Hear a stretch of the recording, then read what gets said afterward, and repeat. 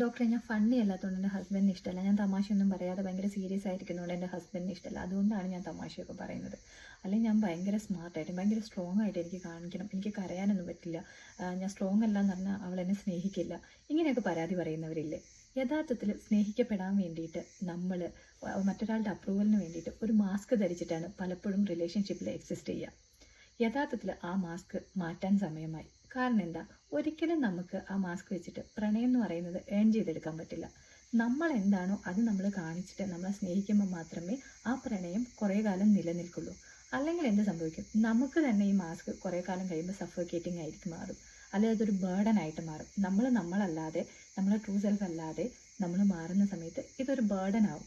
പിന്നെ എന്ത് പറ്റും, പ്രണയം അവിടെ ഉണ്ടാവില്ല, വഴക്ക് മാത്രമേ ഉണ്ടാവുള്ളൂ. അപ്പം നിങ്ങൾ നിങ്ങളോട് തന്നെ ചോദിക്കുക, ഞാൻ ഈ പ്രണയത്തിൽ മറ്റൊരാളുടെ അപ്രൂവലിന് വേണ്ടിയിട്ട് എന്നെ സ്നേഹിക്കപ്പെടണമെന്ന് ആഗ്രഹിച്ചിട്ട് ഞാൻ കാണിച്ചു കൂട്ടുന്ന കുറേ മാസ്ക് വെച്ചിട്ടുള്ള ബിഹേവിയർ ആണോ ഇത്? ട്രൂ സെൽഫ് എന്ന് പറയുന്നത് എന്താണ്? ഞാൻ കാമായിട്ടുള്ള വ്യക്തിയാണോ? സ്ട്രോങ് ആയിട്ടുള്ള വ്യക്തിയാണോ? ഞാൻ ഫണ്ണി ആയിട്ടുള്ള വ്യക്തിയാണോ? നമ്മൾ എന്താണോ നമ്മൾ ആ ആളായാൽ മതി. നമ്മൾ ആർക്ക് വേണ്ടി മാറാൻ ശ്രമിക്കേണ്ട ആവശ്യമില്ല. മാസ്ക് വെച്ച് ജീവിക്കുമ്പോൾ എന്താ പറ്റുക, നമ്മൾ ജീവിതത്തിന് വേണ്ടിയിട്ട് രണ്ടുപേരും മാക്സിമം അങ്ങോട്ടും ഇങ്ങോട്ടും കൊടുക്കുന്നുണ്ടാവും. ഏറ്റവും പഠിച്ച് നമ്മൾ മറ്റൊരാളെ പഠിച്ച് മനസ്സിലാക്കി പരസ്പരം അങ്ങോട്ടും ഇങ്ങോട്ടും പ്രണയിക്കുന്നുണ്ടാവും. പക്ഷേ എത്ര കൂട്ടിയിട്ടും കൂടുന്നുണ്ടാവില്ല. അതിൻ്റെ റീസൺ എന്താ?